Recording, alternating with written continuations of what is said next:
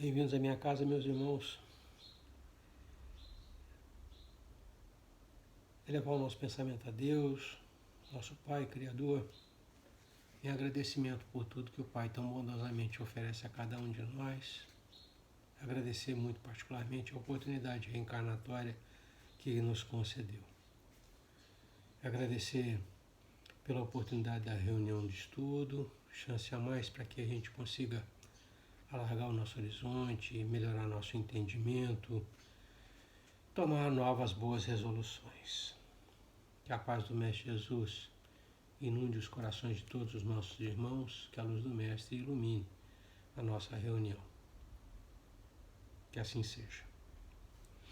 Hoje eu vou, para melhorar nossa sintonia, direcionar nosso pensamento, tomar Mateus no capítulo 6, Sermão da Montanha, a passagem à oração, que tem alguma referência, tem alguma relação com o nosso estudo do dia de hoje. Então lá em Mateus capítulo 6, versículos de 5 a 8, nós temos: Quando rezais, não façais como os hipócritas, que gostam de rezar em pé nas sinagogas e nos cantos das praças, para serem vistos pelos outros. Na verdade vos digo, eles já receberam o que deviam receber. Tu, ao contrário, quando fores rezar, entra no teu quarto, fecha a porta e reza a teu Pai em segredo. E teu Pai, que conhece todo o segredo, te dará recompensa. Em vossas orações, não useis muitas palavras, como fazem os pagãos, pensando que Deus os atende devido às orações longas. Não os imiteis, porque vosso Pai sabe o que precisais antes mesmo que lhe o peçais. E aí, na sequência, nós temos a oração que Jesus nos ensinou, que é o Pai Nosso. Né? Mas eu fiz essa referência evangélica, né, porque hoje, no nosso estudo, o que a gente vai tratar é da relação que nós temos com a religião, né? Com a maneira como nós nos relacionamos com Deus. E do Evangelho de Mateus, Jesus nos dá uma orientação segura, né, de que nossa relação com Deus é pautada pelo sentimento. Né? Então, não são as palavras que nós articulamos, né, que alcançam a Deus, mas o nosso sentimento, o nosso pensamento dirigido a Ele.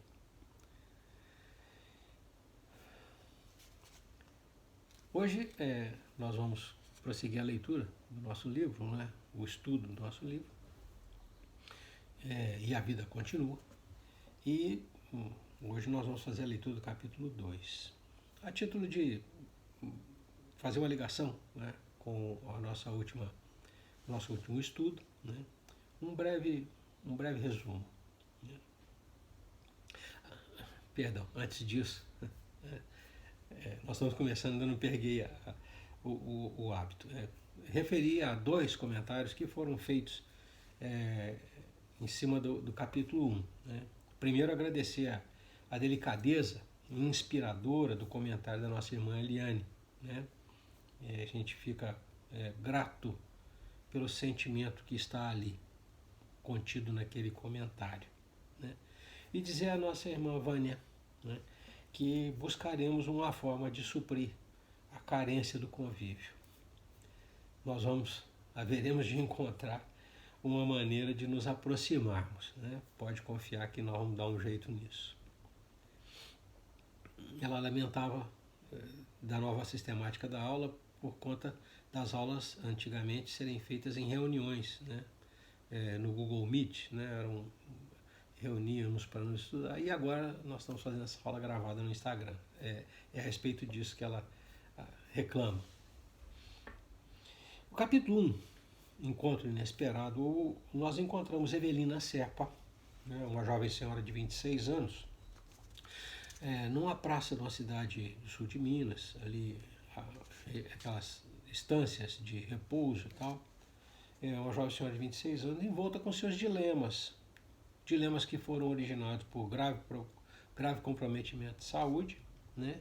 Comprometimento de saúde que ensejou, né, a necessidade que ela fizesse um aborto terapêutico e, por conta disso, o esfriamento da sua relação conjugal. Inesperadamente, ela lá na praça, né, ela é defrontada por Ernesto Fantini, um senhor maduro, que é portador da mesma enfermidade. Né? Ao final do primeiro diálogo, eles conversam bastante e tal, a respeito das suas mazelas, suas dificuldades. E ao final do primeiro diálogo, em que eles acabam confirmando, entristecidos, né, sofrerem os mesmos padecimentos, ambos né, redirecionam o pensamento, desejosos de também redirecionar a palestra, buscando inspiração para assuntos de maior elevação moral. Então, terminam os dois, né, redirecionando o pensamento, saindo da dificuldade proporcionada pela doença, né, buscando uma inspiração melhor. E assim nós vamos entrar na leitura do capítulo de número 2, que tem por título Na Porta da Intimidade.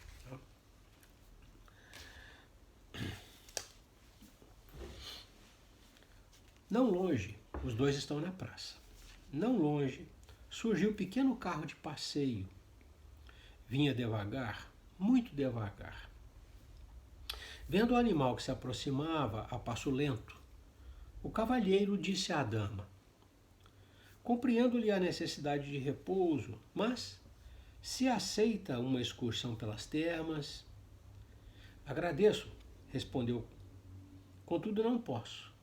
Refazimento é agora a minha maior terapêutica. Efetivamente, nosso caso não comporta sacudidelas, diz o Ernesto. A pequena viatura passou rente ao sossegado retiro. Os dois perceberam a razão da marcha amorosa. O veículo fora de certo acidentado e mostrava uma roda partida, avançando dificilmente. Enquanto isso, o jovem boleeiro, o condutor da carroça, né, da charrete, a pé, guiava o animal com extremado carinho, deixando-o quase livre. A senhora Serpa e o improvisado amigo seguiram-nos com o olhar até que desaparecessem na esquina próxima. Em seguida, Fantini fixou um grande sorriso e anunciou muito calmo: Senhora Serpa. Ela, porém, cortou-lhe a frase com outro sorriso franco e corrigiu o jovial: chame-me Evelina. Creio que, sendo nós irmãos numa doença rara, temos direito à estima espontânea. Muito bem, acentuou o interlocutor e aduziu: doravante, sou também apenas Ernesto para a senhora. Ele deixou cair a mão descorada no encosto do banco enorme e prosseguiu: Dona Evelina, a senhora já leu algo de espiritualismo? Não. Pois quero dizer-lhe que a charrete, ainda agora sob a nossa observação, me fez lembrar certos apontamentos que examinei nos meus estudos de ontem. O interessante escritor que venho consultando, numa definição que ele mesmo considera superficial, compreende a criatura humana como um ternário, semelhante ao carro, ao cavalo e ao condutor, os três juntos em serviço. Como pode ser isso? Interrogou Evelina, sublinhando a palavra de surpresa e gracejando com o olhar. O carro equivale ao corpo físico, O animal pode ser comparado ao corpo espiritual, modelador e sustentador dos fenômenos que nos garantem a existência física. E o cocheiro simboliza, em suma, o nosso próprio espírito, isto é, nós mesmos no governo mental da vida que nos é própria. O carro avariado, qual o que vimos aqui, recorda um corpo doente e, quando um veículo assim se faz de todo imprestável, o condutor abandona-o à sucata da natureza e prossegue em serviço, montando consequentemente o animal, para continuarem ambos no curso de sua viagem para diante. Isso ocorreria de maneira natural na morte ou na desencarnação. O corpo de carne, tornado inútil, é restituído à terra, enquanto que nosso espírito, envergando o envoltório de matéria sutil, que aliás lhe condiciona a existência terrestre, passa a viver em outro plano, no qual a roupa de matéria, mais densa, para nada mais lhe serve. Evelina riu-se, sem perder embora o respeito que devia ao interlocutor, e alegou: teoria engenhosa. O senhor me fala da morte. E que me diz desse trio durante o sono? Muito razoavelmente, no sono físico, há descanso para os 3 elementos. Descanso esse que varia de condutor para condutor, ou melhor, de espírito para espírito. Quando dormimos, o veículo pesado ou corpo carnal repousa sempre, mas o comportamento do espírito difere infinitamente. Por exemplo, depois de copioso repasto, uma refeição abundante, depois de copioso repasto, o condutor e o cavalo, é justo, se imobilizem ambos na inércia, tanto quanto o carro que carregam. Entretanto, se o boleeiro se caracteriza por hábitos de estudo e serviço, quando o veículo se detém na oficina para reajuste ou reabastecimento, ei-lo que utiliza o animal para excursões educativas ou tarefas nobilitantes. De outras vezes, se o condutor é ainda profundamente inábil ou inexperiente, patenteando receio da viagem, sempre que o veículo exija restauração, ei-lo que se oculta nas imediações do posto socorrista, esperando que o carro se refaça a fim de retomá-lo à afeição de armadura para a própria defesa. Evelina estampou um gesto de incredulidade e obtemperou: nada conheço de espiritualismo. É profitente de alguma religião particularizada? Perguntou Ernesto. Sim, sou católica, sem fanatismo, mas francamente determinada a viver segundo os preceitos de minha fé. Pratico as instruções dos sacerdotes, crendo neles. A senhora deve ser louvada por isso. Toda convicção pura é respeitável. Invejo-lhe a confiança perfeita.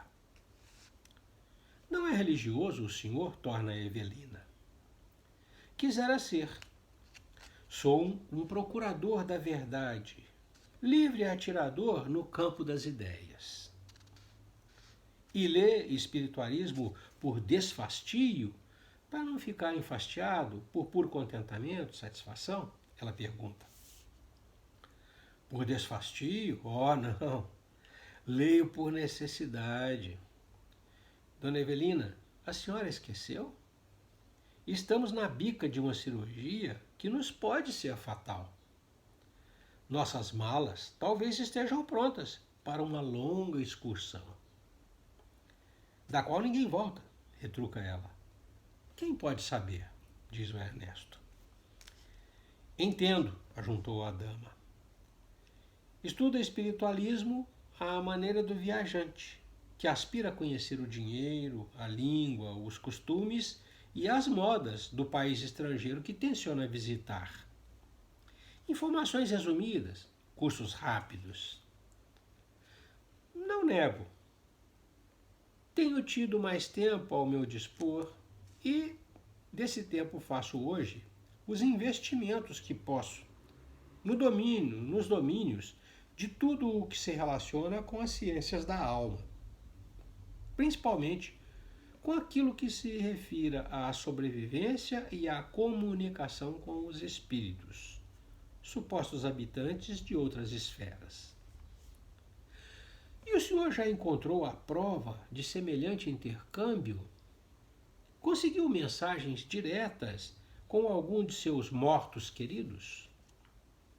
Ainda não, retruca ela. Isso acaso não lhe desencoraja a busca? De modo algum. Volta Evelina. Prefiro as minhas crenças tranquilas, a confiança sem dúvida, a oração sem tortura mental. Será uma bênção o seu estado íntimo e acato, com todo o meu coração, a sua felicidade religiosa. No entanto, e aí eu grifo, no entanto, se houver uma outra vida à nossa espera, e se a indagação aparecer em sua alma? Como pode falar desse modo se ainda não obteve a suspirada demonstração da sobrevivência? Ernesto volta. Não me é possível descrer do critério dos sábios e das pessoas de elevado caráter que a tiveram. Bem, explicou Severina bem-humorada, o senhor estará com os seus pesquisadores e eu ficarei com os meus santos. Não faço qualquer objeção quanto à excelência dos seus advogados, os santos, revidou Fantine no mesmo tom. Mas não consigo furtar-me à sede de estudo. Antes da moléstia, reconhecia-me seguro da vida. Comandava os acontecimentos, nem sabia, ao menos, da existência desse ou daquele órgão no meu corpo. Entretanto, um tumor na suprarrenal não é uma pedra no sapato. Tem qualquer coisa de um fantasma, anunciando contratempos e obrigando-me a pensar, raciocinar, discernir. Tem medo da morte? Chasqueou a moça com fina verve. Brincou com ele. Não tanto. E a senhora? Bem, eu não desejo morrer. Tenho meus pais, meu esposo, meus amigos. Adoro a vida, mas, se Deus determinar a extinção dos meus dias, estarei conformada. Porventura não tem problemas? Diz o Ernesto. Nunca sofreu a influência dos males que nos atormentam o dia a dia? Não diga que vai me examinar a consciência. Já tenho que dar contas de mim mesma aos confessores, retruca Evelina. E rindo-se desembaraçadamente, reforçou. Admito, e aí eu chamo a atenção, a maneira como ela enxerga as coisas. Admito os males que outros nos façam como parcelas do resgate de nossos pecados perante Deus. No entanto, os males que fazemos são golpes que desferimos contra nós mesmos. Supondo assim, procuro preservar-me, isto é, reconheço que não devo ferir ninguém. Em razão disso, busco na confissão um contraveneno, um antídoto, que de tempos em tempos me imunize, evitando a explosão de minhas próprias tendências inferiores. Admirável, volta o Ernesto, admirável que uma inteligência, qual a sua, se acomode com tanto gosto e sinceridade à confissão. Certamente, preciso saber com que sacerdote me desinibo. Não quero comprar o céu com atitudes calculadas, e sim agir em oposição aos defeitos que carrego. E por isso, não seria correto abrir o coração diante de quem não me possa entender e nem ajudar. Aqui eu lembro a leitura do capítulo 6 de Mateus que nós fizemos. Compreendo, diz o Fantini. Retomando o trato íntimo, à base de respeitosa confiança, a senhora Serpa considerou: acredite que também eu, ante a enfermidade, tenho vivido mais cuidadosa. Até mesmo na véspera de minha vinda para cá, harmonizei-me com os deveres religiosos. Confessei-me. E das inquietações que confiei ao meu velho diretor, posso lhe dizer a maior.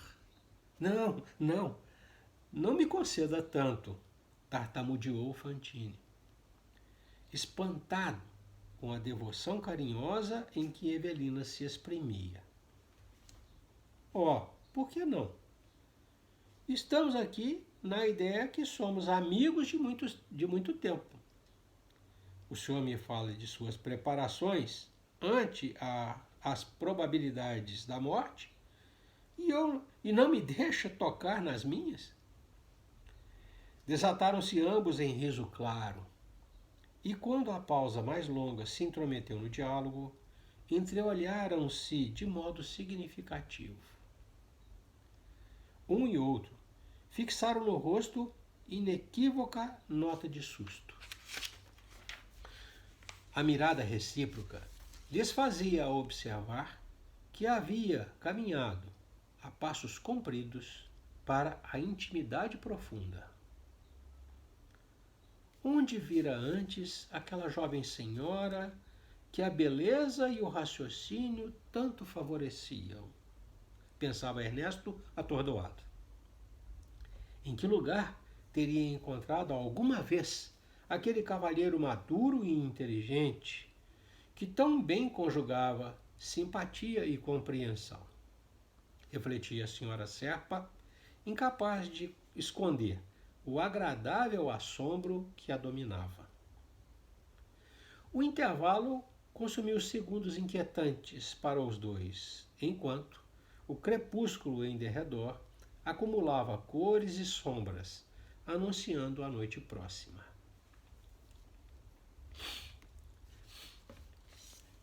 Aqui, no capítulo 2, a gente se depara com os dois, expostos a uma situação, que os obriga a reflexões. Então, a doença impõe aos dois reflexões sobre a vida pós-mortem. Vamos entender, vida pós-mortem, vamos usar o termo. Confrontam-se duas visões. Então, o que a gente tem aqui são duas visões diversas. A Evelina alega ter certeza pelos princípios que adota e pela confiança que deposita nos sacerdotes que a apoiam. O Ernesto busca apoio nas leituras e estudos para entender o que o aguarda no futuro. Então, um confiante e o outro inquieto, incerto, inseguro.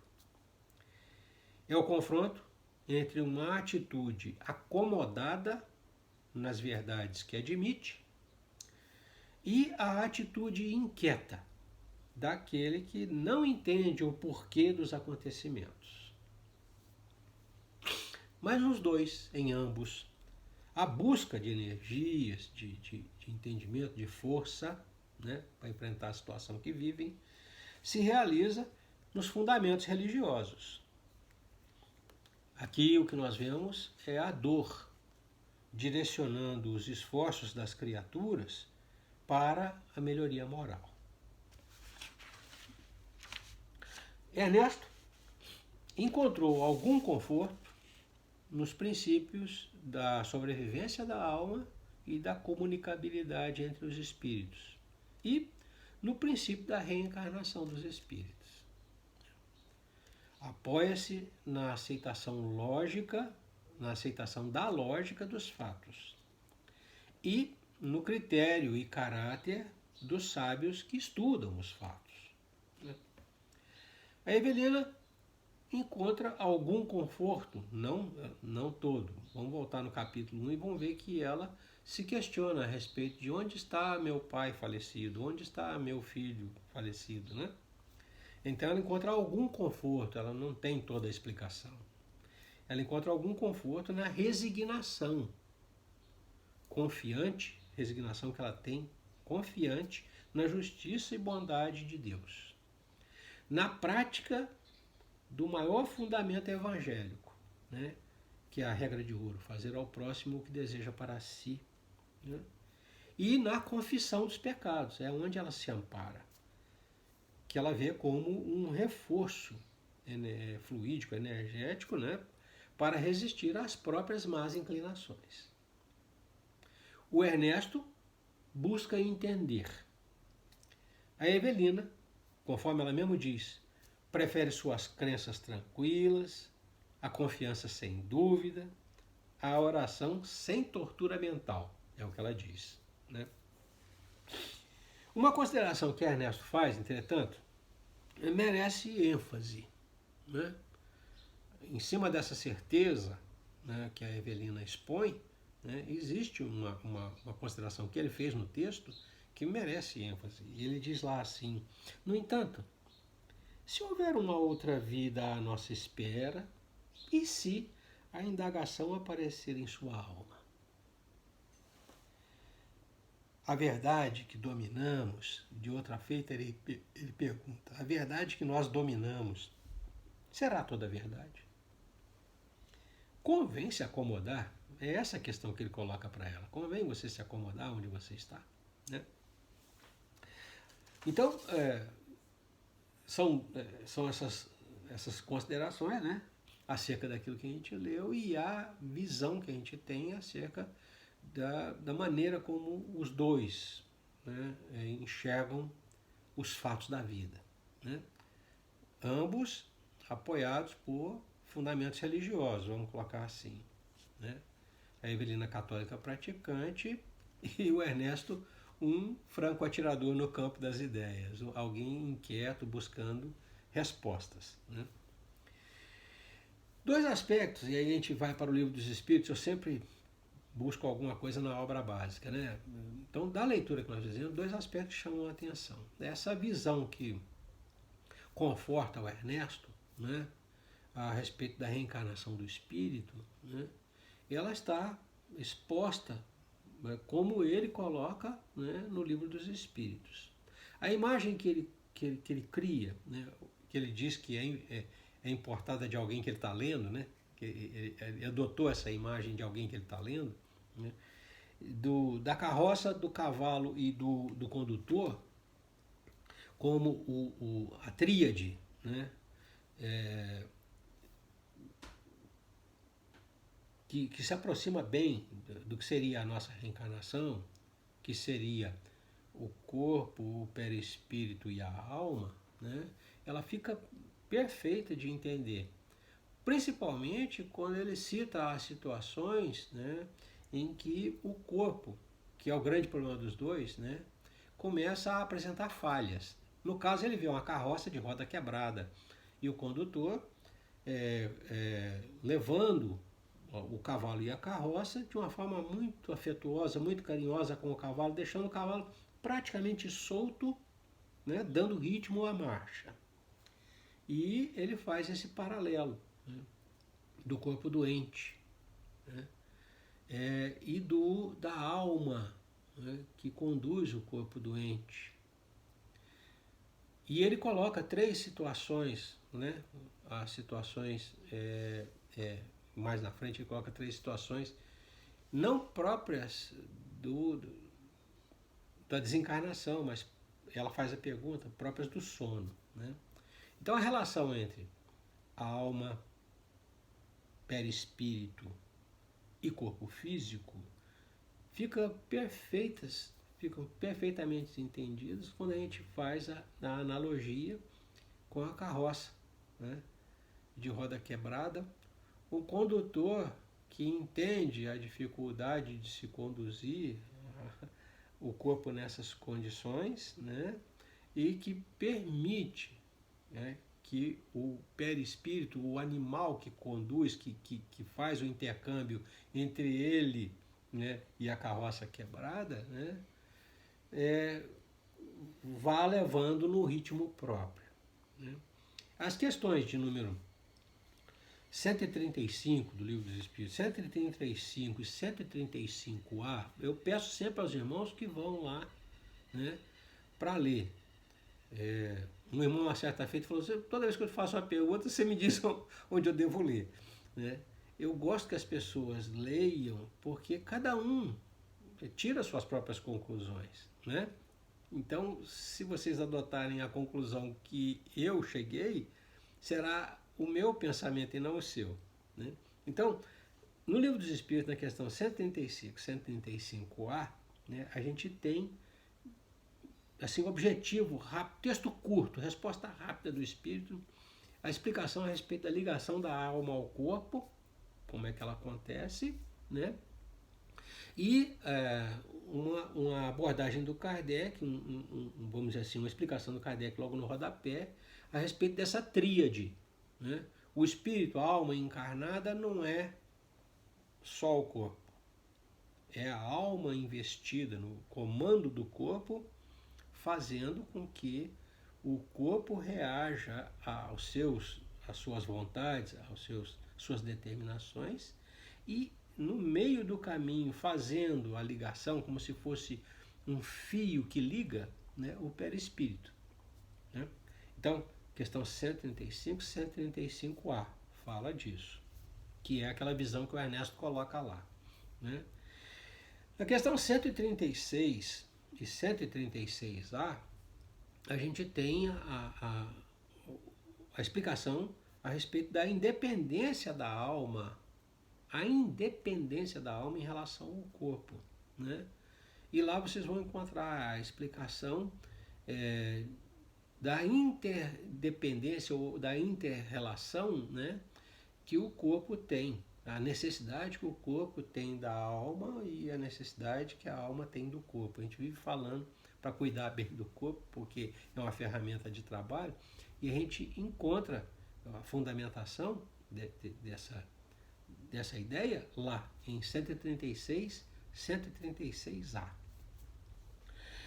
E na questão de número 401, né, a gente tem a resposta àquela questão da Evelina. Tá, o senhor está me falando do corpo na morte. E no sono? O que acontece com esses três durante o sono, né? E muita gente às vezes me pergunta: eu tive um sonho assim, né? Então, na questão de número 401, a gente tem a explicação do desprendimento durante o sono, que o Ernesto fala, né? Quando a carroça está quebrada, né, o condutor tem que esperar pelo reparo.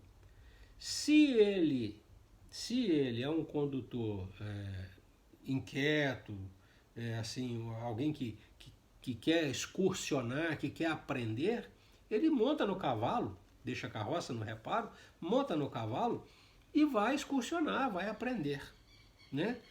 Se ele é inseguro, né, aquele que não quer se afastar do corpo nunca, que tem medo de tomar contato com as realidades do espírito, ele fica ali, perto da oficina onde a carroça está sendo reparada, né? Fica ali esperando que ela seja reparada, para rapidamente pegar o cavalo, botar na carroça e andar de carroça. Ele não quer andar a cavalo, quer andar na carroça, né? Então, essas imagens que ele cria são fáceis da gente entender, né? Ele diz: olha, as variações são ao infinito, depende muito do espírito, do condutor da carroça, né? Mas ele cita essas três. Inclusive, a primeira que ele cita é do condutor e do cavalo, que comem muito, né? E aí ficam com preguiça E aí vão dormir, né? Dormem os dois, ficam os dois prostrados, não vão a lugar nenhum, nem o espírito e nem o perispírito. Muito bem. E o outro aspecto dessa leitura que eu gostaria de chamar a atenção é a simpatia.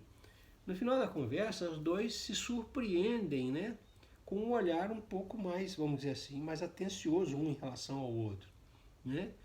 E vamos dizer assim, a concordância das ideias, a simpatia que eles sentem gratuitamente. Dois ilustres desconhecidos, né? Que estão ali, acabaram de conversar. Chegaram para conversar nessa praça, no capítulo passado, estão recém começando a conversar e já sentem isso. Então, a respeito da simpatia entre os indivíduos, né, nós temos a questão número 204, lá no Livro dos Espíritos, que fala a respeito de parentela espiritual, decorrente, essa parentela enorme que nós temos, decorrente da multiplicidade de reencarnações. Tá? Então, da leitura de hoje, né, é o que nós podemos extrair, né, são as considerações que nós gostaríamos de fazer, e né, nós continuamos abertos, os irmãos podem colocar perguntas, observações, pode colocar tudo na sequência do vídeo, né, e a gente vai lá ler e busca responder, busca atender as dúvidas, as questões que os irmãos colocarem. Tá bem? Semana que vem a gente vai para o capítulo 3, né? Se houver alguma coisa, por favor, anotem que a gente responde. Agradecer a Deus e aos bons amigos que nos acompanharam, né, pelas intuições felizes, pela compreensão nova que nos auxiliaram a ter acerca de aspectos tão relevantes da nossa existência, da nossa permanência aqui nesse conjunto de indivíduos. Né? Rogando aos bons amigos e ao Mestre Jesus em particular, que nos mantenha debaixo da sua iluminação, para que nós caminhemos com segurança e que o Mestre nos infunda força, muita força moral, para que a gente consiga agir conforme a lei de Deus, implementar, botar na prática as boas resoluções que nós alcançamos no estudo de hoje. Deus abençoe os meus irmãos, muita paz e muita luz.